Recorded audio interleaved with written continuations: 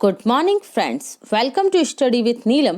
तो आज हम शुरू कर रहे हैं 2023 के साथ हमारी नई सीरीज फिर से डेली करंट अफेयर्स। तो ये डेली करंट अफेयर्स का लेक्चर आपको डेली ही मिलेगा, जिसकी शुरुआत हम 3 जनवरी से कर रहे हैं। चलिए तो देख लेते हैं फटाफट हमारा पहला क्वेश्चन।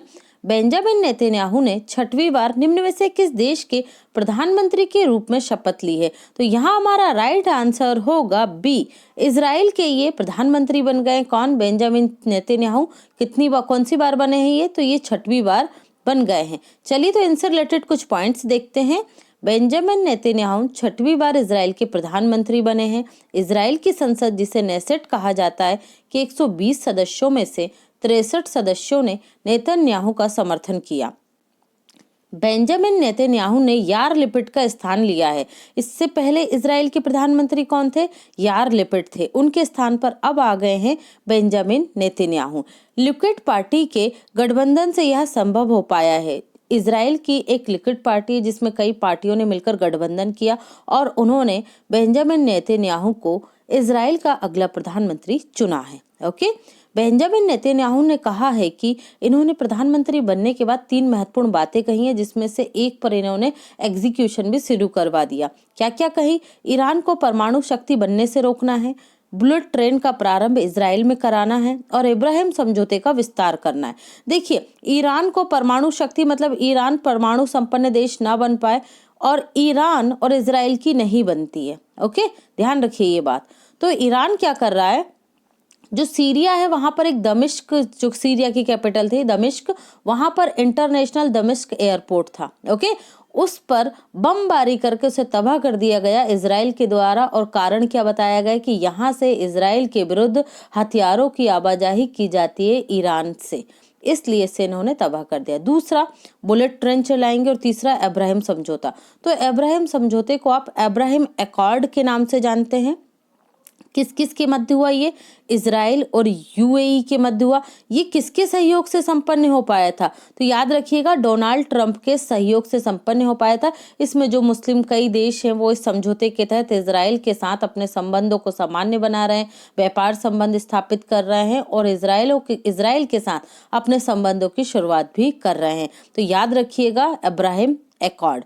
अगला देखते हैं, यूरोपियन मॉलिक्यूलर बायोलॉजी ऑर्गेनाइजेशन के यंग इन्वेस्टिगेटर नेटवर्क में किस भारतीय को शामिल किया गया है? तो राइट आंसर होगा यहाँ पर हमारा ए, डॉक्टर महिमा स्वामी को शामिल किया गया है। ये इनकी फोटो आप देख रहे हैं। हाल ही में यूरोपियन मॉलिक्यूलर बायोलॉजी ऑर्गेनाइजेशन के यंग इन्वेस्टिगेटर नेटवर्क में शामिल हुई हैं हैदराबाद की डॉक्टर महिमा स्वामी। डॉक्टर महिमा स्वामी बेंगलुरु स्थित पेट और आंत संबंधी बीमारियों की स्पेशलिस्ट हैं। ओके, आंत। देखिए, अब ये पॉइंट तो आपको याद रखना है। यहाँ 2 और इम्पॉर्टेंट पॉइंट इसलिए डाल दिए गए हैं ताकि आप जब भी डॉक्टर सुने तो आपको ये दोनों पॉइंट भी याद आना चाहिए। डॉक्टर अनिल मेनन नासा में क्या नियुक्त किए गए? भाई डॉक्टर बने। और विवेक मूर्ति व्हाइट हाउस, जो अमेरिका के प्रेसिडेंट का हाउस होता है, व्हाइट हाउस में ये क्या बने हैं? सर्जन नियुक्त किए गए हैं। नेक्स्ट है, हाल ही में केंद्रीय गृह मंत्री अमित शाह। देखिए, अमित शाह गृह मंत्री के साथ साथ हमारे देश के पहले सहकारिता मंत्री भी हैं। ओके, कोऑपरेटिव जो हमारा मंत्रालय है उसके मंत्री भी पहले कौन बने हैं? अमित शाह ही हैं। तो याद रखेंगे। द्वारा बीएसएफ सीमा सुरक्षा बल के लिए किस मोबाइल ऐप का लोकार्पण किया है? देखो भाई, बीएसएफ का फुल फॉर्म क्या होता है? सीमा सुरक्षा बल, बॉर्डर सिक्योरिटी फोर्स, मतलब जो हमारी सीमाओं की क्या करता है? रक्षा करता है। तो आपको इससे कॉमन सेंस लगाना है कि इसमें से कौन सा ऐप लॉन्च किया गया होगा, है ना? तो राइट आंसर क्या होगा? बी, प्रहरी लॉन्च किया है। ठीक है, किसने किया है? केंद्रीय गृह मंत्री अमित शाह के द्वारा, और ये कोऑपरेटिव मंत्रालय के मंत्री भी हैं। केंद्रीय गृह मंत्री अमित शाह के द्वारा सीमा सुरक्षा बल के मोबाइल ऐप प्रहरी का लोकार्पण किया गया।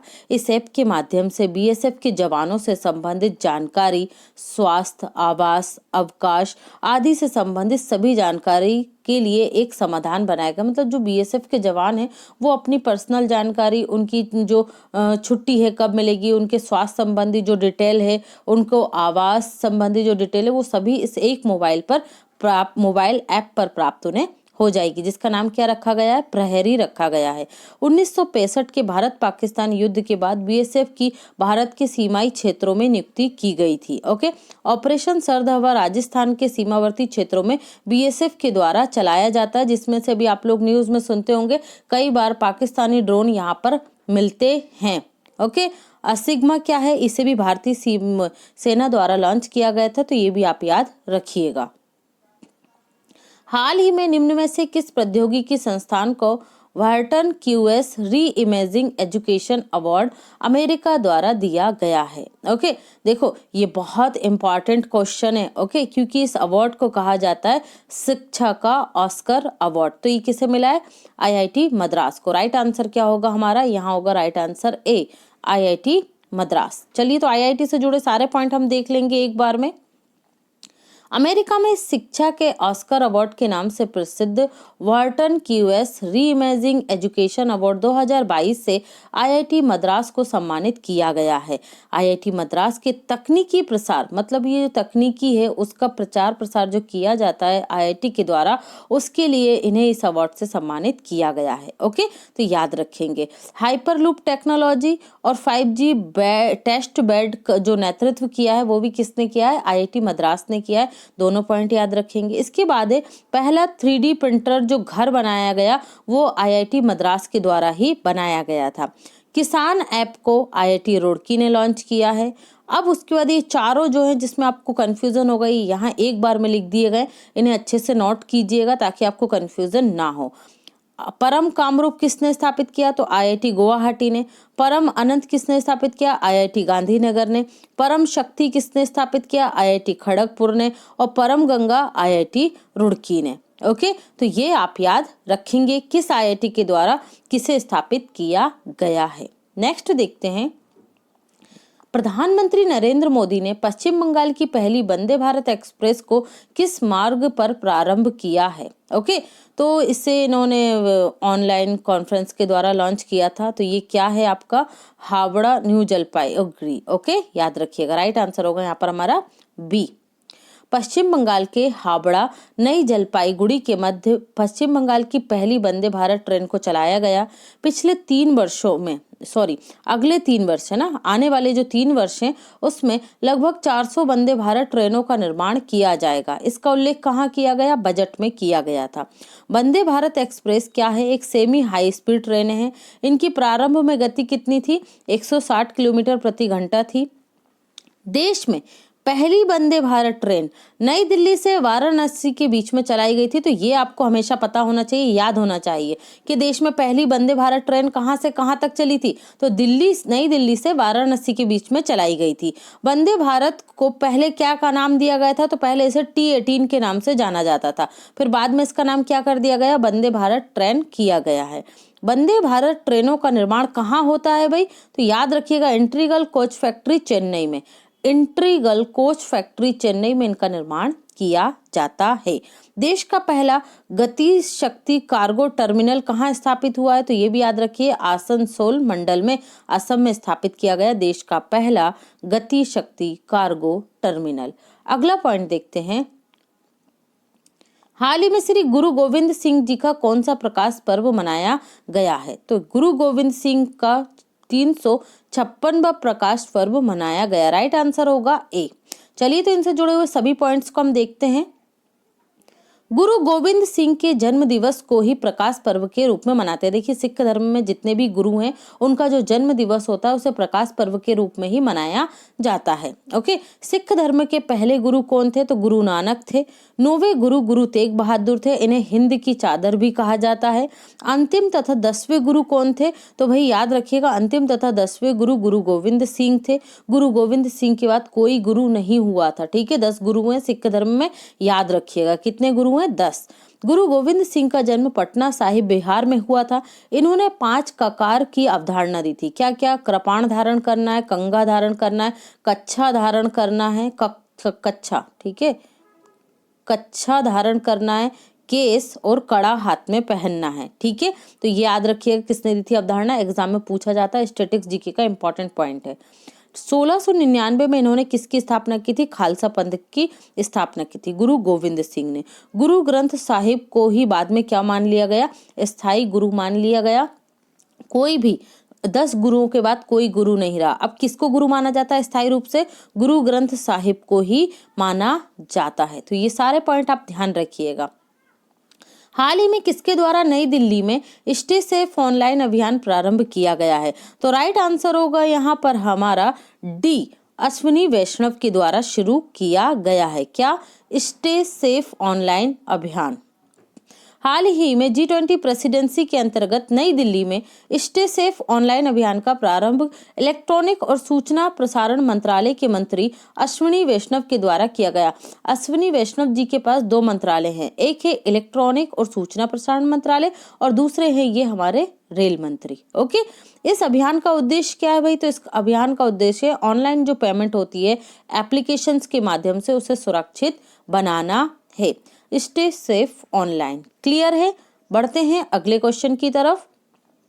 भारतीय सेना ने पहली 2 मंजिला 3D प्रिंटेड जो आवासीय है, ठीक है, क्या है? आवासीय मतलब एक जो बिल्डिंग है जहां पर रहा जाता है ना, आवासीय बिल्डिंग का उद्घाटन कहाँ किया है? तो राइट आंसर होगा यहाँ पर हमारा ए, अहमदाबाद में। ये आप देख रहे हैं इमेज में। अब देखो 3D प्रिंटेड जो मकान होता है या जो इकाई होती है वो कैसी होती है। इसमें ये जो पूरा का पूरा मटेरियल डाल दिया जाता है और ये जो सेक्शन ऐसे आप देख रहे हैं ये बने बनाए आते हैं, ठीक है, और इनको रख दिया जाता है और ये जल्दी से क्या होता है, निर्माण इसका हो जाता है। भारतीय सेना ने पहली 2 मंजिला 3D प्रिंटेड आवासीय कार्यालय का उद्घाटन कहाँ किया? अहमदाबाद गुजरात में किया है। 3D प्रिंटेड के अंतर्गत कच्चा माल, आकार, रंग आदि को प्रिंटर की सहायता से निश्चित करके परत दर परत इसे बनाया जाता है। 4D प्रिंटिंग क्या होती है ये भी चर्चा में भाई। तो इसका तात्पर्य इसमें आकार परिवर्तित करने की क्षमता भी होगी। भाई पहले आपने ये आकार डाला फिर आपको ये गोलाकार करना हो तो ये किसकी विशेषता है? 4D printing. ये भविष्य की टेक्निक है और 3D प्रिंटिंग का उपयोग अभी धीरे धीरे बढ़ रहा है। तो ये एक क्रांति होगी क्योंकि हमारे देश में कई करोड़ों लोग हैं या लाखों लोग हैं जिनके पास अभी भी घर नहीं है। तो उस क्रम में जल्दी से कम समय में ज्यादा आवासों का निर्माण करने में ये टेक्निक क्या होगी? सहायक हो सकती है। चलिए अगला देखते हैं। हाल ही में सुखोई 30 MKI लड़ाकू विमान से कितनी मारक क्षमता वाली ब्रह्मोस के संस्करण का सफल परीक्षण किया गया है? तो ये क्या है? MKI सुखोई विमान है, इससे जो मिसाइल है इसका परीक्षण किया गया। तो इसकी मारक क्षमता कितनी है? तो इसकी मारक क्षमता है आपकी क्या? राइट आंसर होगा हमारा बी, 400 किलोमीटर। ओके, हाल ही में सुखोई 30 MKI लड़ाकू विमान से 400 किलोमीटर की मारक क्षमता वाली ब्रह्मोस मिसाइल का सफल परीक्षण किया गया। इस क्षमता के बाद ब्रह्मोस मिसाइल सटीकता के साथ समुद्री लक्ष्य को आसानी से टारगेट कर सकती है। पूर्व में इससे पहले ब्रह्मोस की रेंज 250 किलोमीटर थी जिसमें वृद्धि करके से 450 किलोमीटर किया गया है। ब्रह्मोस सुपरसोनिक क्रूज मिसाइल है। इसकी स्पीड कितनी है? ध्वनि की गति से 2.1 मैक है। इस मिसाइल का निर्माण भारत और रूस ने मिलकर किया है, ठीक है। ब्रह्मोस भारत की ब्रह्मा नदी, ब्रह्मपुत्र नदी और रूस की मास्कोवा नदी के नाम से इसको मिलकर बनाया गया है। इस मिसाइल को फायर एंड फॉरगेट या दागो और भूल जाओ इसी को कहा जाता है, ठीक है। दागो और भूल जाओ या फायर एंड फॉरगेट भी कहा जाता है। ब्रह्मोस मिसाइल को जल थल वायु कहीं से भी लॉन्च किया जा सकता है। तो ये भी बहुत इंपॉर्टेंट पॉइंट है, याद रखेंगे। ओके फ्रेंड्स, तो ये थे आज के हमारे करंट अफेयर्स के क्वेश्चन। अब हम जो आपका स्टैटिक्स जीके के साथ, स्टैटिक्स मतलब जो लास्ट 2022 ईयर गया है, इसके जो आगे का जो करंट अफेयर्स है जो आपको रिवीजन करना बहुत ज़रूरी है, तो वो हम यहाँ आगे करेंगे फटाफट। ओके, चलिए शुरू करते हैं। आईपीएल के सबसे महंगे खिलाड़ी जिन्हें 18.50 करोड़ रुपए में खरीदा गया है, कौन बन गए हैं भाई? तो ये बन गए सैम करन। कौन बन गए? Sam Curran. कमेंट सेक्शन में बताइए किस देश के खिलाड़ी हैं। मैंने जानबूझकर यहाँ इनकी कंट्री को नहीं डाला है ताकि आप ये बताएं। क्लियर? चलिए, अरुणोदय 2.0 योजना किस राज्य में प्रारंभ की गई है? असम में। असम के मुख्यमंत्री कौन है? हेमंत बिस्वा शर्मा है। देश का पहला ग्रीन स्टील ब्रांड कौन सा बना है? तो कल्याणी स्टील बना है। देश का पहला ग्रीन स्टील ब्रांड कौन सा बना है? कल्याणी स्टील बना है। कृत्रिम भ्रूण, आर्टिफिशियल जो भ्रूण है, तैयार करने वाला पहला देश कौन सा है विश्व का? तो ये इजराइल है। कौन है? इजराइल है। हाल ही में चीन में कोरोना के किस वेरिएंट ने कोरोना संक्रमण में वृद्धि की है? तो BF7 ने की है। हाल ही में चेन्नई में लॉन्च किए गए पहले पनडुब्बी रोधी जहाज का नाम बताइए। तो इसका नाम है अर्नाला। क्या नाम है?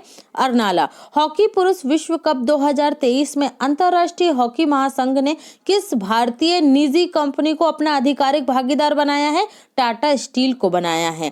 हॉकी पुरुष विश्व कप 2023 का आयोजन कहां होगा? भारत के ओडिशा में होगा। वीवो प्रो कबड्डी लीग 2022 के 9th संस्करण में कौन सी टीम जीती है? तो जयपुर पिंक पैंथर ने जीती है। हाल ही में किस कंपनी द्वारा consumer customer package goods brand independence को लॉन्च किया है? तो ये किसने लॉन्च किया? रिलायंस कंपनी ने। गति शक्ति विश्वविद्यालय देश में कहाँ स्थित है? तो ये स्थित है बड़ोदरा में। और इसके पहले चांसलर किसे बना दिया गया है? अश्विनी वैष्णव को बनाया गया है, जो हमारे केंद्रीय इलेक्ट्रॉनिक और सूचना प्रसारण मंत्री और केंद्रीय रेल मंत्री भी हैं। क्लियर? हाल ही में महाराष्ट्र के किस उत्पाद को जीआई टैग दिया गया? तो सफेद प्याज को दिया गया है। असम के किस उत्पाद को जीआई टैग मिला? तो गमोचा को मिला है। मिथिला मखाना को जीआई टैग मिला, यह किस राज्य से संबंधित है? तो मिथिला मखाना है बिहार से। ऋतुराज गायकवाड़ एक ओवर में 7 छक्के लगाने वाले लिस्ट ए क्रिकेटर में दुनिया के पहले बल्लेबाज बन गए हैं। इंपॉर्टेंट है, याद रखिएगा, क्रिकेट से बहुत क्वेश्चन आते हैं। पहली बार किस देश ने डेविस कप टेनिस 2022 का खिताब जीता? पहली बार जीता है। किसने जीता है? कनाडा ने। अगला देखते हैं, बायोडाइवर्सिटी पर कनाडा के मॉन्ट्रियल में कौन सा कॉन्फ्रेंस ऑफ पार्टीज का आयोजन हुआ था? मोस्ट इंपॉर्टेंट है, बार बार पूछा जाता है। COP15 का संबंध है बायोडाइवर्सिटी से, ये कनाडा के मॉन्ट्रियल में हुआ था। फिर COP17 भी बार बार एग्जाम में आता है, ये किससे संबंधित था? जलवायु परिवर्तन से। टाइम मैगजीन ने पर्सन ऑफ द ईयर 2022 किसे चुना था? ये सुना नहीं, चुना है। ओके, जेलेंस्की, बहुत सुना है आपने इनका नाम। 4 फरवरी 2022 से ही इनके नाम की चर्चा होने लगी। कौन है ये? यूक्रेन के राष्ट्रपति हैं। देश की किस महिला खिलाड़ी को para badminton player of the year 2022 नामित किया गया है? तो नाम याद रखिएगा, मनीषा रामदास। किन्हें नामित किया गया? मनीषा रामदास को। ऑक्सफोर्ड द्वारा वर्ष 2022 के लिए कौन से शब्द को चर्चित शब्द चुना गया है? तो याद रखिएगा, ग्लोबिन मोड। Globin mode. किस भारतीय स्टार्टअप को द अर्थ शॉट पुरस्कार 2022 के लिए चुना गया? खेती, स्टार्टअप खेती को चुना गया है। ओके, कौन सा पुरस्कार मिला इसे? द अर्थ शॉट पुरस्कार 2022। वर्ष 2022 की क्रिकेट की विजय हजारे ट्रॉफी का विजेता कौन बना है? तो ये सौराष्ट्र बना है। कौन बनी है? कौन सी टीम बनी है? सौराष्ट्र। ओके, और रणजी ट्रॉफी की कौन बनी है भाई पहली बार विजेता? तो मध्य प्रदेश जीता है पहली बार रणजी ट्रॉफी। ठीक है। वर्ष 2023 के लिए G20 की अध्यक्षता और वासेनार व्यवस्था क्यों है भाई? तो जो न्यूक्लियर होता है उसका बिजली के उत्पादन में उपयोग करना और उसके हथियारों पर रोक लगाना, ये व्यवस्था वासेनार व्यवस्था के अंतर्गत आती है। तो इन दोनों की, वासेनार जो व्यवस्था, इसकी अध्यक्षता 1 वर्ष के लिए भारत को मिली है और G20 की अध्यक्षता तो 2023 के लिए भारत को मिली ही है। ओके, अगला देखते हैं, दूसरा गति शक्ति कार्गो टर्मिनल कटरा से वैष्णो देवी माता मंदिर में बनेगा। ओके, ये याद रखिएगा, दूसरा गति शक्ति कार्गो टर्मिनल कटरा से वैष्णो देवी माता मंदिर के बीच बनाया जा रहा है। दक्षिण भारत की पहली वंदे भारत ट्रेन कहां से कहां तक चली थी? चेन्नई से मैसूर। मैंने पीछे बता चुकी हूँ, पहली कहाँ से बनी थी? नई दिल्ली से वाराणसी। वायु क्या है? तो वायु एक महत्वपूर्ण जीवन शक्ति क्या है? सुमंगलम पंच महाभूत सम्मेलन श्रृंखला का आयोजन किस राज्य में हुआ? तो ओडिशा में। इसमें 5 सम्मेलन होंगे। इसका पहला सम्मेलन आकाश देहरादून उत्तराखंड में हुआ था और दूसरा सम्मेलन वायु ओडिशा में हुआ है। हॉर्नबिल उत्सव मनाया जाता है किस राज्य में? नागालैंड में। कब से कब तक? 1 से लेके 10 दिसंबर तक। टीबी मुक्त भारत अभियान के राष्ट्रीय राजदूत किसे बनाया गया है? दीपा मलिक को। दीपा मलिक एक पैरा एथलेटिक्स है। ओके, टीबी हारेगा देश जीतेगा अभियान कब तक चलाया जा रहा है? 2025 तक। इसका लक्ष्य भारत को 2025 तक टीबी मुक्त देश बनाना। ओके, मोना लोआ ज्वालामुखी में विस्फोट हुआ, यह किस देश में स्थित है? तो याद रखिएगा हवाई द्वीप जो है यहाँ पर ये ज्वालामुखी फटा था और ये कहाँ पर है हवाई द्वीप? यूएसए में। देश का पहला राज्य जहां 5G सेवाएं प्रारंभ हो गई तो याद रखिएगा गुजरात। 1 अक्टूबर 2022 से गुजरात में 5G सेवाएं शुरू हो गई हैं। टेनिस प्रीमियर लीग 2022 के चौथे संस्करण का विजेता कौन सी टीम बनी है? तो हैदराबाद स्ट्राइकर बनी है। कौन बनी है? हैदराबाद स्ट्राइकर। हिमाचल प्रदेश के नवनिर्वाचित मुख्यमंत्री कौन बने हैं भाई? तो सुखविंदर सिंह सुक्खू बने हैं। अंतरराष्ट्रीय क्रिकेट में सबसे तेज दोहरा शतक लगाने वाले क्रिकेटर कौन बन गए? तो याद रखिएगा ईशान किशन बने हैं। किसके विरुद्ध लगाया? बांग्लादेश के विरुद्ध लगाया इन्होंने सबसे तेज दोहरा शतक। हाल ही में national institute for one health की आधारशिला देश के किस शहर में रखी गई है? अगेन मोस्ट इंपॉर्टेंट है, पूछा जा सकता है, तो ये नागपुर में इसकी आधारशिला रखी गई है। हाल ही में कृषि बैंक नाबार्ड का नया अध्यक्ष किसे नियुक्त किया गया है? के.वी. साजी बने। कौन बने नए अध्यक्ष? के.वी. साजी। नाबार्ड की स्थापना कब हुई थी भाई? 12 जुलाई 1982 को। 12 जुलाई 1982 को। किस समिति की सिफारिश पर इसकी नियुक्ति हुई थी? शिवरमन समिति। किस समिति की सिफारिश पर? शिवरमन समिति की सिफारिश पर। ये दोनों पॉइंट आप याद रखिए, शिवरमन समिति और 12 जुलाई 1982। जब नाबार्ड का नाम आता है तो ये दो क्वेश्चन जरूर पूछे जाते हैं। Table tennis federation of India की पहली महिला, पहला आ गया है तो इंपॉर्टेंट हो गया है। पहली महिला अध्यक्ष कौन बनी है? तो ये मेघना अहलावत बनी है। कौन बनी है? मेघना अहलावत। अगला है हॉकी इंडिया के वर्तमान अध्यक्ष कौन है? तो दिलीप तिर्की हैं। कौन है? दिलीप तिर्की। फुटबॉल महासंघ के अध्यक्ष कौन है? कल्याण चौबे। फुटबॉल महासंघ के अध्यक्ष कौन है वर्तमान में भारत के? कल्याण चौबे हैं। ओके फ्रेंड्स, तो ये था आज का हमारा करंट अफेयर्स। आई होप आपको लेक्चर पसंद आया होगा। लेक्चर पसंद आया तो ज़्यादा से ज़्यादा लाइक कीजिए, शेयर कीजिए, और अगर आप हमारे चैनल पर पहली बार आए तो फटाफट से हमारे साथ बने रहने के लिए हमारे चैनल को सब्सक्राइब कर लीजिए। Thanks for watching and take care.